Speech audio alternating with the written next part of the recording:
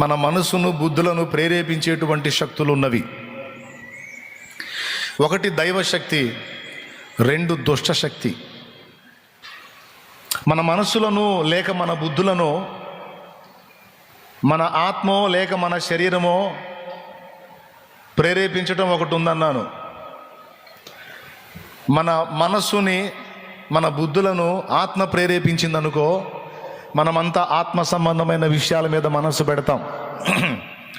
ఈరోజు ఆదివారం ఆరాధనకి మీరందరూ వచ్చారంటే మీ బుద్ధిని మీ మనస్సుని ఆత్మ ప్రేరేపించింది. ఆ ప్రేరణకు లొంగారు కాబట్టి వచ్చి మందిరంలో కూర్చున్నారు. ఆ ప్రేరేపణకు మీరు కానీ లొంగకపోయినట్టయితే ఇంటి దగ్గర కూర్చొని పిచ్చపాటి ముచ్చట్లో, లేకపోతే మూవీకో, లేకపోతే ఇంట్లో టీవీ పెట్టుకుని మూవీ చూడటమో, లేకపోతే సెల్ ఫోన్ పెట్టుకొని టైం పాస్ చేయటమో, లేకపోతే ఫ్రెండ్స్తో ఎటన్నా వెళ్ళటమో, లేడీస్ అయితే సామాన్లన్నీ ముందేసుకొని తోముడు సెక్షను, ఉతుకుడు సెక్షను, ఊడ్చుడు సెక్షను ఇట్లాంటివన్నీ పెట్టుకోవటమో జరిగేది. అవన్నీ శరీర క్రియలు. కానీ అవన్నీ పక్కన పెట్టేసి మీకెంతో సమీపస్తులు వచ్చినా వాళ్ళని లక్ష్య పెట్టకుండా, మీకెన్నో పనులున్నా వాటిని పక్కన పెట్టి కేవలం దేవుడితో గడపాలి, దేవుని సన్నిధిలో గడపాలన్న మంచి ఆలోచనతో మీరు ఇక్కడ దాకా వచ్చి కూర్చున్నారంటే మీ ఆత్మ మీ మనసును బుద్ధిని ప్రేరేపించింది.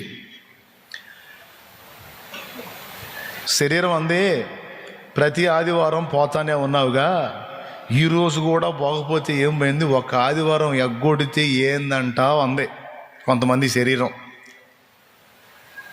ఇటనే అందే ఈసారి వారం పోదు కానిలే అని. మీలో కొంతమందికి అలా అనిపించింది, ప్రతి వారం పోతున్నాగా ఈ ఒక్క వారం దేవుందిలే ఈసారి వారం పోదాం అనిపించింది కొంతమందికి. కొంతమందికి ఆదివారం పోతానే ఉన్నాం, ఈరోజు ముఖ్యమైన పని ఉంది కదా, ఈ పనిని పక్కన పెడితే మళ్ళీ ఇబ్బంది అయిపోయిద్ది, ఈసారి వారం పోదు కానీ ముందు ఆ పని చూసుకో అనే ఆలోచన కలిగింది. ఇట్లా కొంతమంది వ్యక్తులు ఈరోజు నేను ఆపాలని ట్రై చేశారు, ఈసారి వారం పోదు కానిలే అని. వాళ్ళ ఆలోచనలు లక్ష్య పెట్టలా, తెంచుకొని బయటపడ్డావు. ముఖ్యమైన పని ఉంది, ఈసారి వారం పోదు కానిలే అంటే దాన్ని లక్ష్య పెట్టలా. అన్ని ముఖ్యమైన పనుల కంటే ముఖ్యమైన పని యేసయ్య సన్నిధిలో గడపటం. శరీరం నిన్ను అడ్డగింప చూసింది, ఆపాలని ట్రై చేసింది, కానీ ఆత్మ నిన్ను బలవంతం చేసింది. నీ మనసు ఆత్మకు లోబడింది కనుక నువ్వు ఇక్కడ కూర్చున్నావు. ఒకవేళ నీ మనసు శరీరానికే లోబడింది అనుకో, ఇక్కడికి రావు. శుభ్రంగా ఇంట్లో అంత చికెనో మటనో వండుకొని తిని, ఆదివారం కదా తిని శుభ్రంగా గురకబెట్టి నిద్రపోతావు. ఆ పండుకోబెట్టేటప్పుడు మళ్ళీ ఏమనుకుంటావు తెలుసా, సెల్ ఫోన్ పక్కన పెట్టుకొని ఈరోజు కొంచెం బాగలేదు, 6 రోజులు కష్టపడ్డావు కదా, కొంచెం ఒళ్ళు అలిసింది, ఈరోజుకి ఇంటికాడే ఉండి సెల్లులో లైవ్ వచ్చింది అన్న లైవ్ విందామని పండుకుంటాం అన్నమాట. లైవ్ లేదు, పాడలేదు. ఆ పాటలు స్టార్ట్ అవడంతోనే ఇంట నిద్రపోయి మళ్ళీ అంతా అయిపోయినాక మళ్ళీ ఆకలి అయ్యే టయానికి లెగుతావు. కానీ అలా జరగల. సన్నిధికి వచ్చావు అంటే నీ మనస్సును లేక బుద్ధిని శరీరం ప్రేరేపించింది, ఈరోజే ఆత్మ కూడా ప్రేరేపించింది.